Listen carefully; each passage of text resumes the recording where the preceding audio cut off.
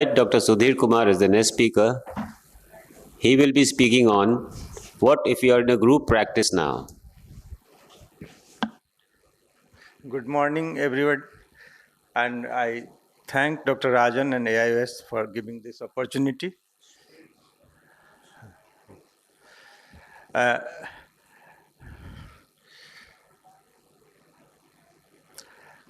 am in group practice because I have to choose that. And it was a decision taken very purposely. And before that, and still I am continuing in government. And government is actually one partner, and I am also in private practice, in which I am in a partnership in a hospital.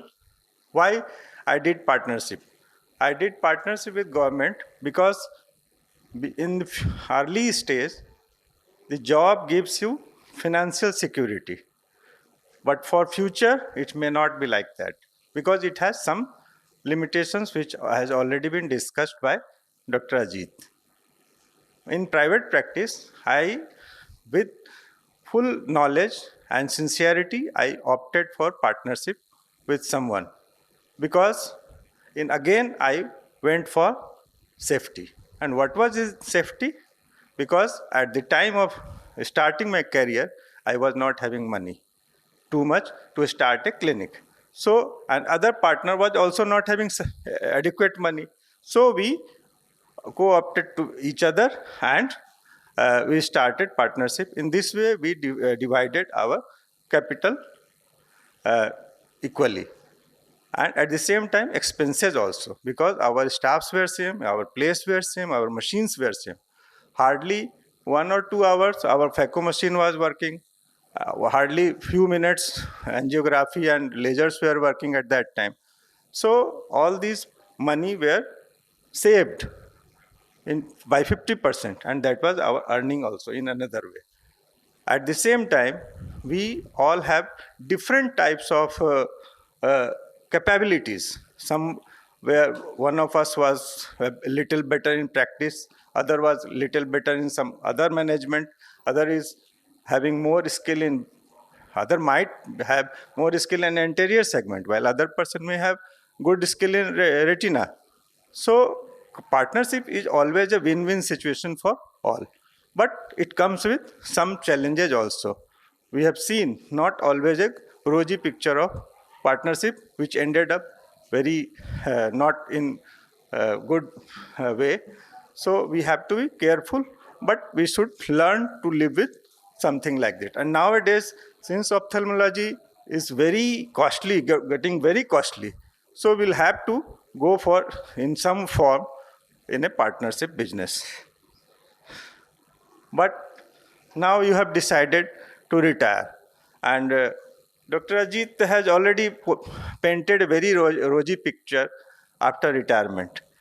But retirement is basically a time when you start preparing yourself for retirement.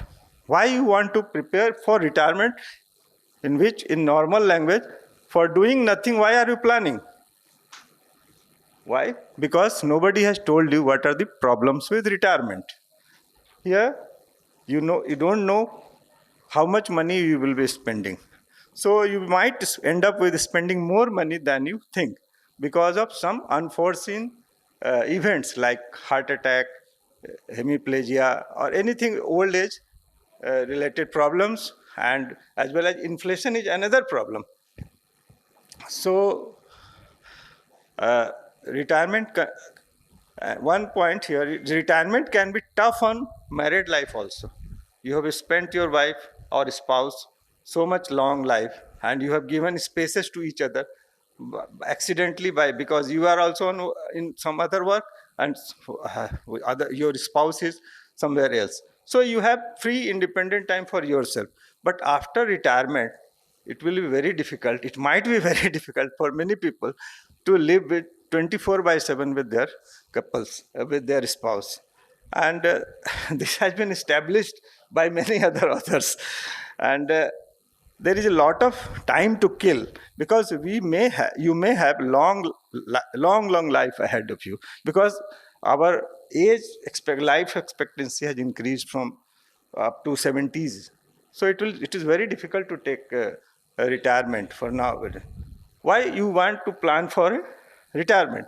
Because there is always a conflict in your mind.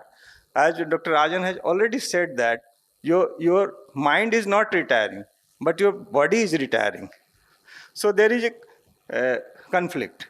By this time of age, we have been very wonderful and fruitful to the society, and we have made our names, and we have become famous. And at the same time, this has inculcated ego in our mind. So, and we think that we are the best. Even I don't refer my patients for cataract surgery. If I cannot do, he can also not do. So this comes with age. And in retirement, you have to think like you are going to finish yourselves, and now you might feel that it is difficult. I am getting defeated.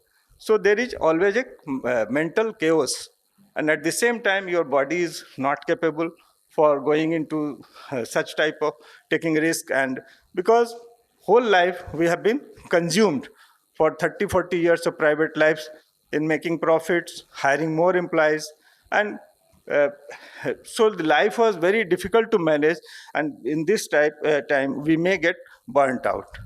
So what are the possibilities after 60s?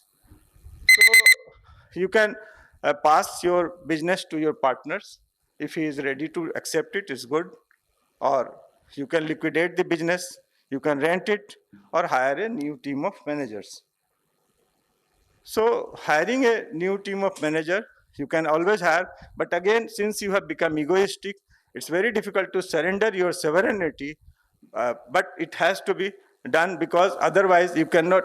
You should take off your mental status out of those day-to-day management activities and pass it to professionals. Or when you want, you can always give your shares to partners and enjoy your life. And at the same time, why we want to sell or forget? Most of the time, there may be partnership dispute, illness or death of one of the partners, and you feel being overworked or boredom, and all these are the reasons for selling your business. Lease or rent is another way in which you keep on earning some passive income through rent, and here the tenant will give you money, but you will not be having practice of your own in your hospital. And this is make a trust. What is trust? Trust, I could not understand what is this, because trust is something, it is a fiduciary relationship. It means in which you find someone, responsible person, who will give benefit to the beneficiaries. And that beneficiary could be your son, your family, and yourself too.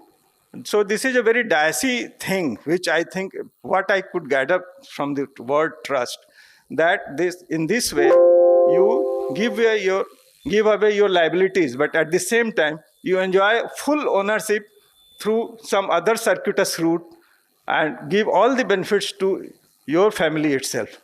Or if you are a very pious person, you can go for NGO trust, in which you pass on you pass this trust benefits to the society. And forming a NGO trust that is giving back to society for a noble cause could be a good option to live beyond your own life. And with this, I say thank you.